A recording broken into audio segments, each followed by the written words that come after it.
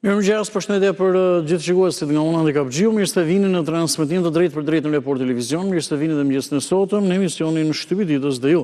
Sot jemi ditë e martë, data është në 9 qershor për vitin 2026, me programin e mëngjesit do të qëndrojmë si çdo mëngjes nga ky moment deri në orën 9. Titulli kryesor i gazetave për sot së pari, pak a shumë pasqyrojnë zhvillimet e ditës së dieshme kryesisht. Mediat online do të rikthehemi pas edhe me shtypin e shkruar të vitit 1994, do të komunikojmë se dhe kon temës të ditës, tek protestet, tek zvërnetësi, vion të jetë çështje kryesore, gjithçka reagimet, por edhe çështje dhe zhvillime tjera. Patjetër, shqetësime personale nëse dikush do t'i bëj publike, do të zhvillojmë një bisedë me një kolegë gazetar eksaktësisht në fakt në lidhje me se çfarë po ndodh me protestën. A mund të cilësohet kjo protestë në një farë mënyrë një opozitë e re? Pse protestuesit nuk kërkojnë vetëm largimin e Ramës që është kryeministër, por edhe të Berishës, pra në një farë mënyrë këtë klasë politike të 35 viteve afërsisht, edhe mbi gjitha cilët do jetë fati protestës, pra çfarë do ndodh me protestën. Këto do të kemi mundësi të diskutojmë, patjetër dhe parashikimi i motit dhe parashikimi i yjeve po ashtu. Përpara se të nisim pasurinë e shtypit, shohim pak së bashku, shkurtimisht por me interes, çfarë pritet të ndodhë gjatë ditës së sotme. Gjatë ditës sotme do të zhvillohet edhe testi i dytë i maturës shtetërore, ai gjuhës dhe letërsisë. Para pak ditësh është zhvilluar testimi i parë, ai gjuhës huaj, ndërsa testi i radhës do të jetë ai pra i lëndës me zgjedhje. Ka disa rregulla të përcaktuara mjaft qartë në fakt edhe nga institucionet arsimore dhe Ministria e Arsimit, ndërsa si zakonisht edhe në testin e gjuhës së huaj nxënësit maturantët eksaktësisht do të shkojnë pra në shkollat apo në ambientet ku do të kryhet testimi rreth orës 8:30 dhe rreth orës 10 pritet që të nisë edhe testimi i njohurive të tyre. Protesta kundër ndërtimit të projektit në Zvërnec dhe kësaj pakënaqësie që ka lindur pritet që të vijojë edhe gjatë ditës sotme. Mbrëmjen e dieshme ishte dita e 9 e protestës ku qytetarët gati 2 orë qëndruan në bulevardin Kryesor Dëshmorët e Kombit, pra në sheshin përpara kryeministrisë, dhe më pas gati në 3 orë të tjera janë shpërndarë dhe kanë bërë marshime në zona të ndryshme të kryeqytetit. Janë ende në fuqi 5 kërkesat e tyre, spari dorëheqja e kryeministrit apo edhe e qeverisë, dhe pikat e tjera kanë të bëjnë me ligjin për zonat e mbrojtura apo edhe për investimet strategjike. Protestohet edhe në qytetet tjera. Në fakt, ndërsa protesta kryesore është këtu në kryeqytet, edhe sot që përkon me ditën e 10 pritet të nisë rreth orës 18. Shqipëria e re është një nga pankartat e parë edhe gjatë ditës dieshme dhe ideja është që ndoshta kjo protestë apo kjo lëvizje mund të shndrohet apo jo në parti politike. Kjo mbetet për të parë dhe për të kuptuar çfarë do ndodh me protestuesit dhe ata që më së shumti janë si organizatorë.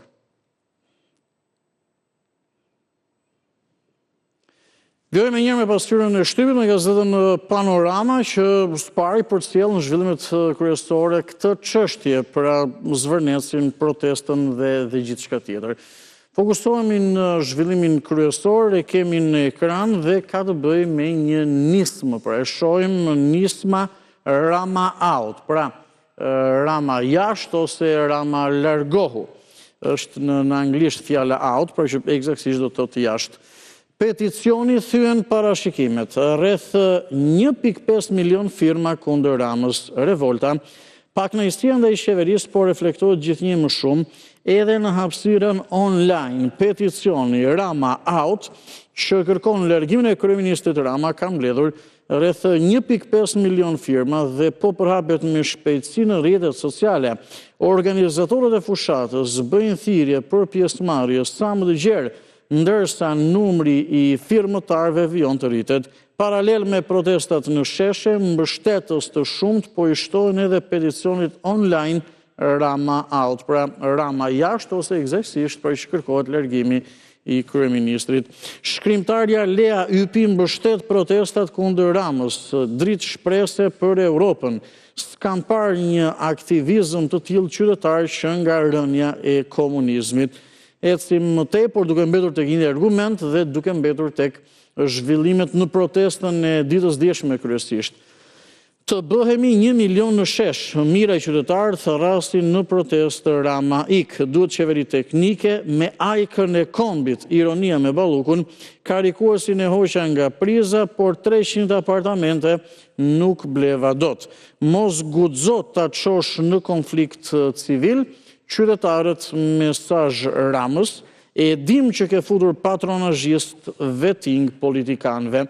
Në këtë foto shohim në ekran është një moment nga protesta kundër projektit të Zvërnecit dhe është një moment eksaktësisht përpara kryeministrisë. Shohim tjerë zhvillime në këto momente. Shkrimtari Atdheu është dhimbje, këngët e Himaros dhe poezia e Fatos Arapit për Zvërnecin. Në 4 bashki listat e reja pronarët që kompensohen financiarisht. Edhe në këto momente në të tjera zhvillime që nuk kanë bëjnë thellësisht me aktualitetin. Panairi i librit, asnjë trokitje në qiell i Namik Dokles, romani më i mirë. Zhvillimet ditët fundit është edhe ky, por që ka të bëjë me letërsinë. Rubrika Histori dosierë sot vjen nga Sejdo Harka, e lexoni në faqet 16-17 më tepër. Kundërshtoi Mehmetin ndëshkimi, nuk jam makinqore, pleniumi që e ktheu në bujk ministrin Deliana.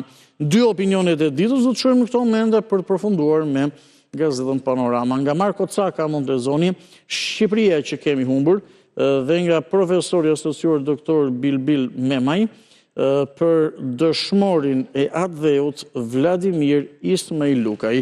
Këto ishin gjitha zhvillimet dhe materialet në gazetën Panorama. Gjithçka që pasqyrojnë faqen e parë në këtë të përditshme. E lëm pas dhe zhvendosemi në të radhës është gazeta Tema. Edhe gazeta Tema, zhvillimin kryesor, foton kryesore e ka nga protesta pra e këtyre ditëve. Edhe kësoj mbrëmjen e djeshme ishte dita 9 e protestës që ka lindur pra kundër projektit të Zvërnecit apo kundër asaj që ka ndodhur në Zvërnec dhe që po vijon ditë me radhë. Ndalemi së pari në zhvillimin kryesor, Rama për Reuters, për agjencinë prestigjioze të lajmeve, është pyetur projektet e mëdha janë votuar që t'i bëj këto që po ndodhin. Pra në faqen 3 mund të lexoni më tepër. Gjatë pasdites së djeshme, agjencia e lajmeve Reuters do të thotë që ka qenë në Tiranë pak a shumë dhe transmetonte edhe drejt për drejt protestën që zhvilloi këtu në kryeqytet, por ka marrë intervistë edhe me kryeministrin Rama. Pra Rama për Reuters, projektet e mëdha janë votuar që t'i bëj këto që po ndodhin.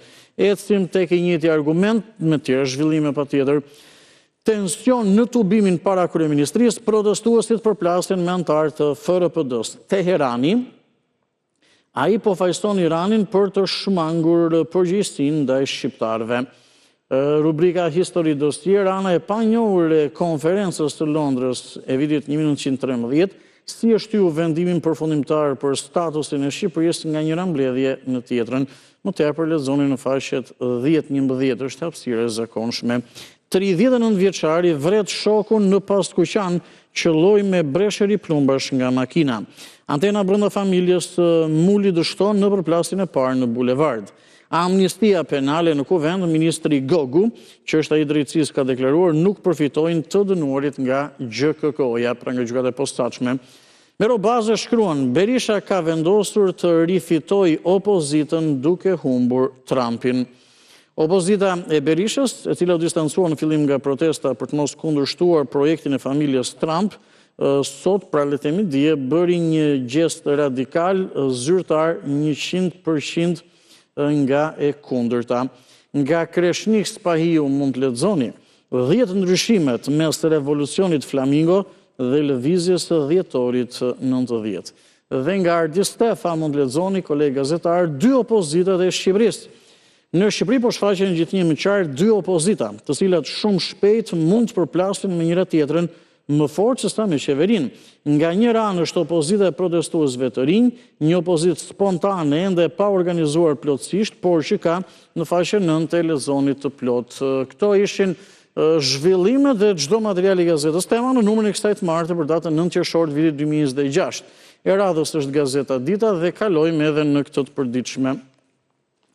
Zhvillimi kryesor nga gazetën Dita sot vjen nga Adrian Thano, që është edhe drejtori i kësaj gazete, dhe fokusohemi më konkretisht, duke pozicionuar edhe gazetën më së miri në ekran për të ndalur me detaje. Shqipëria e bukur është në shesh. Kjo është ajo që shkruan Adrian Thano, pra drejtori i gazetës Dita. Shqipëria e bukur është në shesh. Përballë një Shqipërie të fasadave, PPP-ve glabëruese, tenderaxhinëve dhe llogoreve false politike që ushqen nga korrupsioni, sot po dëshmojmë lindjen organike të një Shqipërie tjetër, shkruan ndër të tjera zoti Thano, i cili vijon. Shqipëria e re ka dalë në shesh jashtë kontrollit të elitave, Shqipëria e të rinjve që po rikthehen tek rrënjët dhe toka përmes një akti rezistence të heshtur por të fortë. Ky është manifesti një vendi që refuzon të dorëzohet përballë sistemit kalbur dhe po merr dita ditës hapësirën që i takon. Ky ishte zhvillimi kryesor në gazetën Dita që vinte pra nga drejtori i kësaj të përditshmeje, zoti Adrian Thano. Ne do të ecim më tej në këto momente në të tjera zhvillime. E kemi në ekran pjesën e sipërme të gazetës Dita.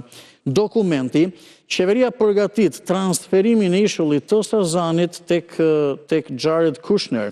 Ndërsa mira qytetarë kanë protestuar ditët e fundit kundër një projekti turistik në zonën e mbrojtur të Zvërnecit, qeveria shqiptare po përgatit një vendim që do t'i hapte rrugë një tjetër investimi strategjik të lidhur me biznesmenin amerikan Jared Kushner dhe familjen Trump. Reagimi Brukselit, KE, Shqipëria rrezikon të bllokojë kapitullin 27 të integrimit me Zvërnecin. Projekti planifikuar në zonën e mbrojtur Pishpor-Onart ka vënë zyrtarisht në alarm edhe Komisionin Evropian. Ka pasur një reagim gjatë ditës dieshme. Në brendësi, letrat e lexuesve, bajlozët e sotëm nuk vinë me topuz. Raporti i bankës, numri pronave të shitura ra me 35%. E radhës është rubrika e shëndetit. Një alat organik në menaxhimin e sheqerit në gjak dhe kolesterolit. Si dallohet fiku i egër nga ai i prekur nga virusi dhe cilat janë javët e arta për të vjel gjethet me efekt maksimal kurativ.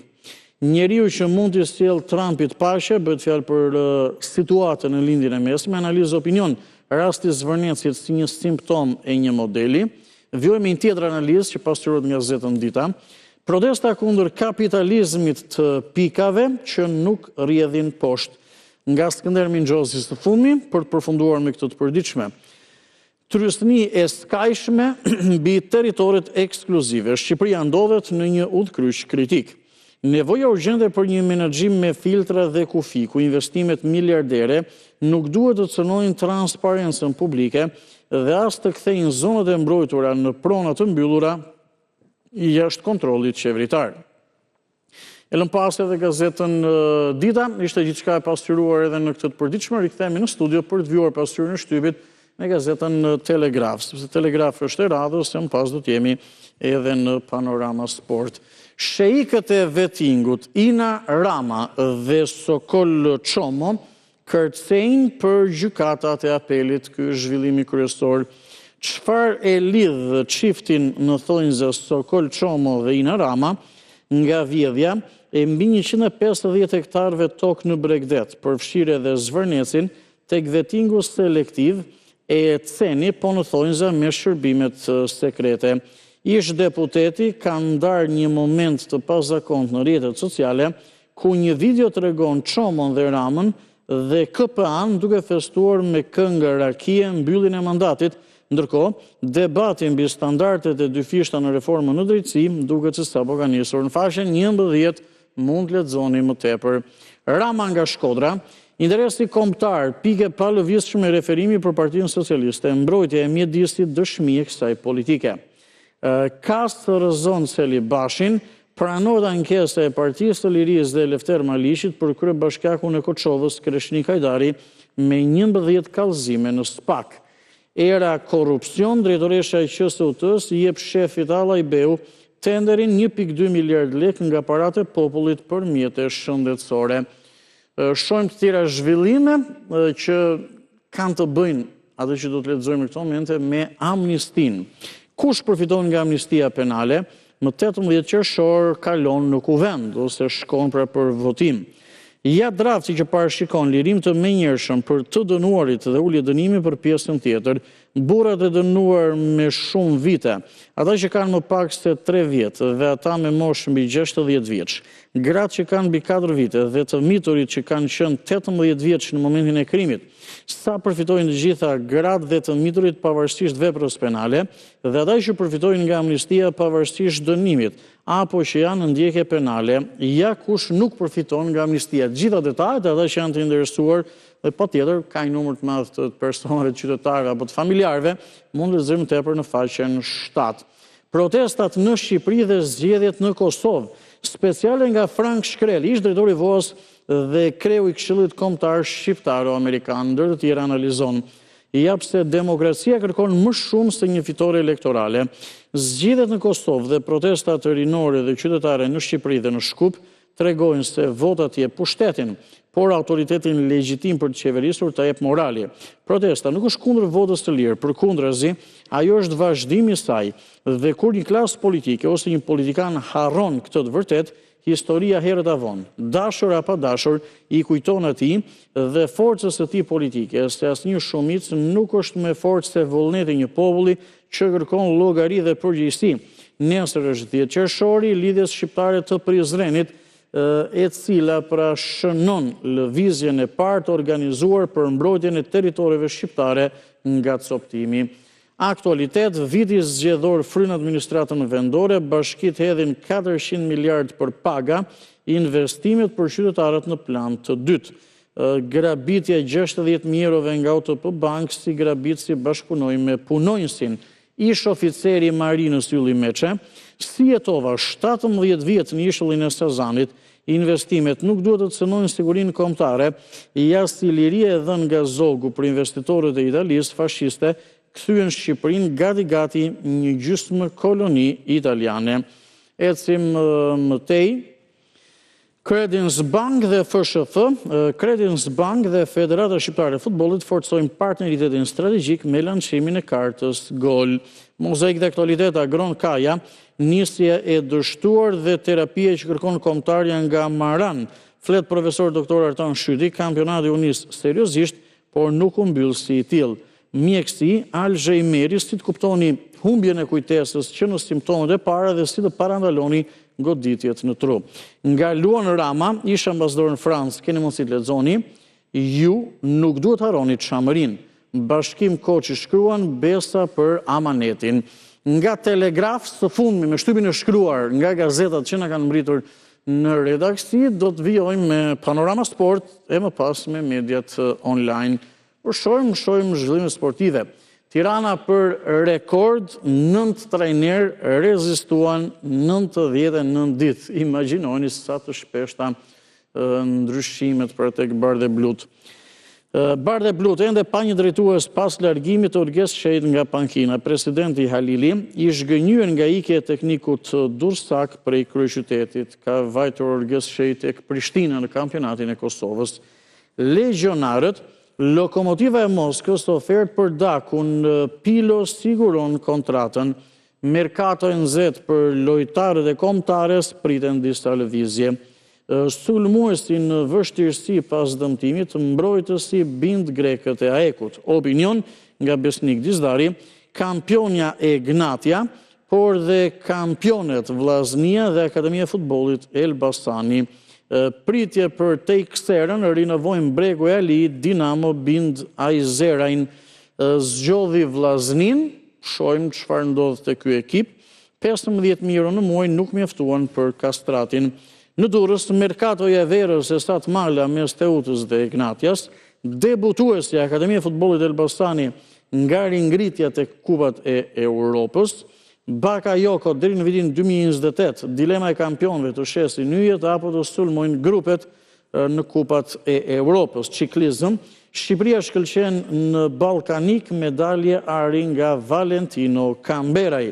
Kalojmë tek botrori, ai 2018-ës, Franca kampione bote në shtëpinë e Putinit. Parat, FIFA rrit pagesat për klubet që kanë lojtar në botror. Ish mbrojtës Nesta ka deklaruar Milan çfarë drame duhet drejtor dhe bomber.